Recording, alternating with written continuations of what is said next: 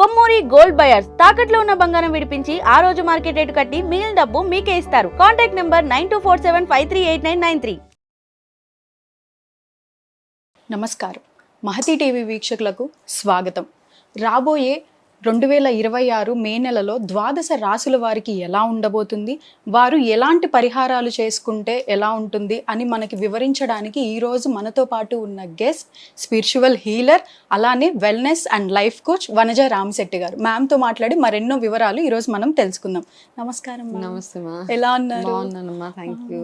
Madam, ముందుగా ఈ మే నెలలో ద్వాదశ రాశుల వారికి ఓవరాల్ గా చూసుకుంటే ఎలా ఉండబోతుంది, దాని తర్వాత మనం రాశుల వారిగా చర్చించుకుందాం మేడం. తప్పకుండా. ఓకే, సో మే 2026 ఫస్ట్ మన ఎనర్జీస్ ఎట్లా ఉన్నాయి, టారో ఎనర్జీస్ అని చూసుకున్న తర్వాత రాశి పరంగా మనం డీటెయిల్గా చెప్దాం. అలాగే. సో ఫస్ట్ మనం ఓవరాల్గా ఎనర్జీస్ ఉన్నాయో ఒకసారి చూద్దాము.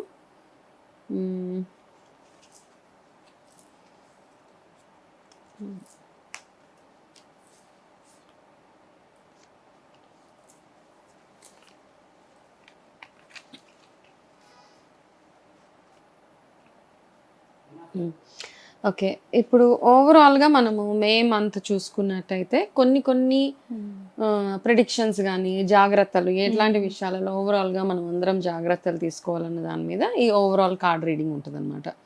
సో దాన్ని బేస్ చేసుకుని ఫస్ట్ కార్డ్ ఏంటి అంటే, ఒకటి మనం చేయాల్సింది, ఎవరైతే కొన్ని ఏమంటారంటే ఎగ్జామినేషన్స్ కానివ్వండి, పొలిటికల్గా కానివ్వండి, ఏదైనా చాలా మందికి ఏంటంటే ఒక సక్సెస్ఫుల్ మంత్ అనమాట. మేబీ పొలిటీషియన్స్ అవ్వచ్చు, కాంపిటేటివ్ ఎగ్జామ్స్ రాసిన వాళ్ళకి కూడా మెజారిటీ ఆఫ్ ద పీపుల్ మంచి సక్సెస్ని చూస్తారు ఈ మంత్లో. ఓకే, అది నంబర్ 1. రెండోది ఏంటి అంటే, ఇక్కడ ఒకటి ఓవరాల్గా హెల్త్ గురించి చెప్తోంది అనమాట. చాలా ఓవరాల్గా చూస్తే మాత్రం మనం ఫ్రీక్వెంట్గా రోజు విడిచి రోజు, లేకపోతే రోజు ఎవరు ఫోన్ చేసినా మా ఇంట్లో హెల్త్ బాగోలేదు, వాళ్ళకి ఈ ప్రాబ్లం వచ్చింది, ఆ ప్రాబ్లం వచ్చింది, అట్లాంటి హెల్త్ వైబ్ అట్లా ఉందన్నమాట. కొంచెం ఇల్ హెల్త్ ఎక్కువగా కనబడుతుంది మే మంత్లో. కాబట్టి ప్రతి ఒక్కళ్ళు తీసుకోవాల్సిన జాగ్రత్తలు ఏవైతే ఉన్నాయో, అంటే ఒకటి సడన్గా వచ్చే ప్రాబ్లమ్స్ ఒకటి, రెండోది ఎవరికైనా క్రానిక్ డిజీజ్ ఉంటే అవి కొంచెం ఎక్కువ అయ్యే అవకాశాలు 80% మందికి ఎక్కువగా కనపడుతున్నాయి ఈ కార్డ్స్లో. కాబట్టి హెల్త్ పరంగా కాస్త కేర్ఫుల్గా ఉండాలి. మూడవది ఏం చెప్తోంది అంటే, ప్రతి ఒక్కళ్ళు చేయవలసింది మీ గురు ఆరాధన. మీరు ఏ భగవంతుడిని, ఏ గురువునైతే ఎక్కువగా నమ్ముతారో ఆ గురువు యొక్క ఆరాధన కానీ, ఆ గురు దర్శనం చేసుకోవడము, లేకపోతే ఆ పుణ్యక్షేత్రానికి వెళ్ళడము, అట్లాంటివి మేలో వీలైతే చేసుకోవచ్చు. ఓకే, అయితే ఇంకొకటి ఏంటంటే, ఎండలు అవన్నీ ఎక్కువగా ఉన్నాయి కాబట్టి అవన్నీ దృష్టిలో పెట్టుకుని మీ ఆప్షన్ వెళ్ళడమా, ఉండడమా, లేదా మీకు దగ్గరలో ఉన్న టెంపుల్స్కి వెళ్ళడము, ఎక్కువ అంటే స్పిరిచువల్గా ఉండేలాగా చూసుకోగలిగితే.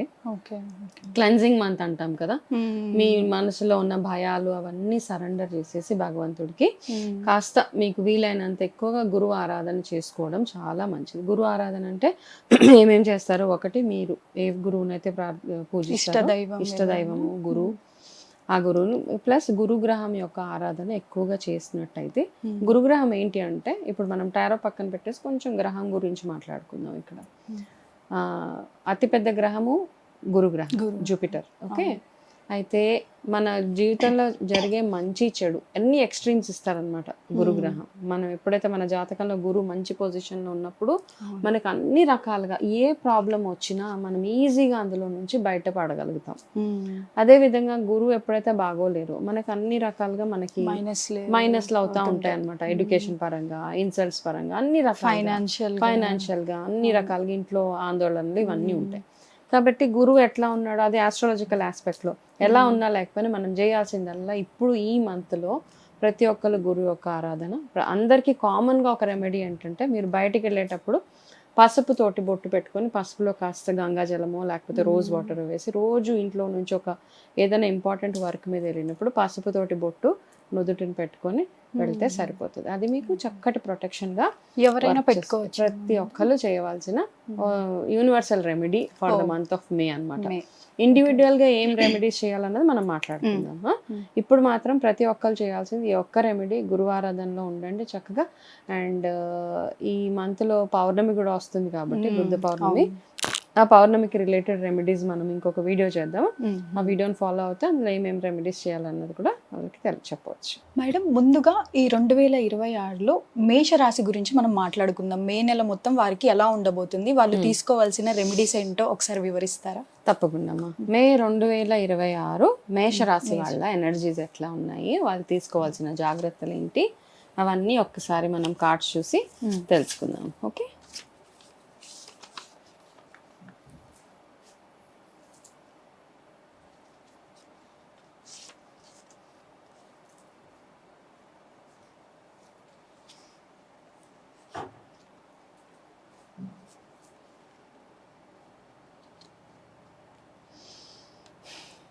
ఓకే. సో 2026 మేషరాశి వాళ్ళకి మిక్స్డ్ మంత్ అనమాట. 50-50.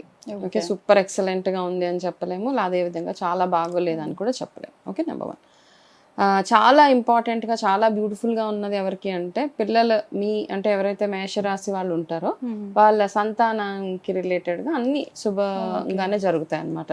గుడ్ న్యూస్ వింటారు, వాళ్ళకి ఏది కావాలంటే అవన్నీ సమకూరుస్తాయి. అండ్ ఎడ్యుకేషన్లో ఎవరైతే ఉన్నారో స్టూడెంట్స్కి కూడా మంచి మంత్ మే అన్నమాట, ఏరీస్ మన మేషరాశి వాళ్ళకి. అదేవిధంగా 17 మే వరకు కొంచెం ఎక్కువగా మీకు వర్క్ ప్రెషర్ అది చాలా ఎక్కువ అయిపోతూ ఉంటుంది.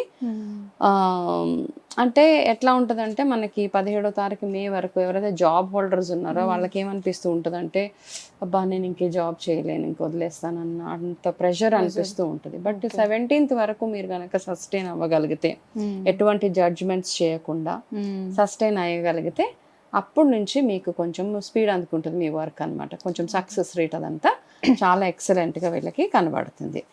అండ్ ప్రయాణాలు చేసేటప్పుడు ఇంట్లో నుంచి బయటికి వెళ్ళి తాళాలు వేసేసి ఊర్లో వెళ్ళేటప్పుడు బాగా కేర్ఫుల్గా ఉండాలి. ఎందుకంటే ఈ నెలలో విలువైన వస్తువులు పోగొట్టుకునే సూచన చాలా ఎక్కువగా కనపడుతుంది మేషరాశి వాళ్ళకి.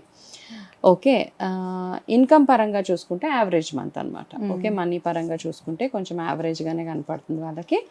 అండ్ హెల్త్ విషయంలో చూసుకుంటే కొంచెం కేర్ఫుల్గా 11th మే వరకు చాలా జాగ్రత్తగా ఉండాలి. సీజనల్గా వచ్చే మార్పులు ఇట్లాంటివి ఎక్కువగా కనపడుతున్నాయి అన్నమాట.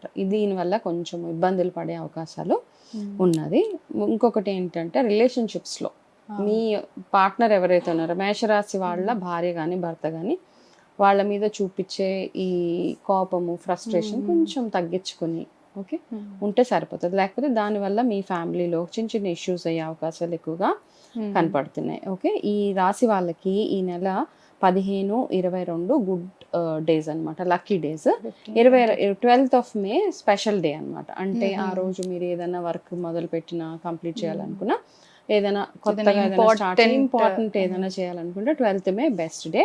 అదేవిధంగా ఈ నెల అంతా మీకు favourable colour orange colour. And వీళ్ళు చేయాల్సిందంతా ఈ మంత్ ఖచ్చితంగా అన్ని 30 రోజులు వీళ్ళు చేయాల్సింది హనుమంతుడి ఆరాధన ఎక్కువగా చేయగలిగితే బాగా ప్రాబ్లం. ఇప్పుడు నేను చెప్పాను కదా, కెరీర్లో కొంచెం ప్రాబ్లం అనిపిస్తూ ఉంటుంది, more than half of the month Bajrang Baan స్తోత్రం మనకి ఇంటర్నెట్లో దొరికేస్తుంది. అది మీరు వినడమో చదవడమో చేసిన వెంటనే కొంచెం ఏదో ఒక ప్రసాదం భగవంతుడి దగ్గర పెట్టి సింధూరం ధరించి హనుమంతుడి ఆరాధన రెగ్యులర్గా ఈ నెల అంతా మీకు ఇదొక్కటే మీకు రక్ష అనమాట.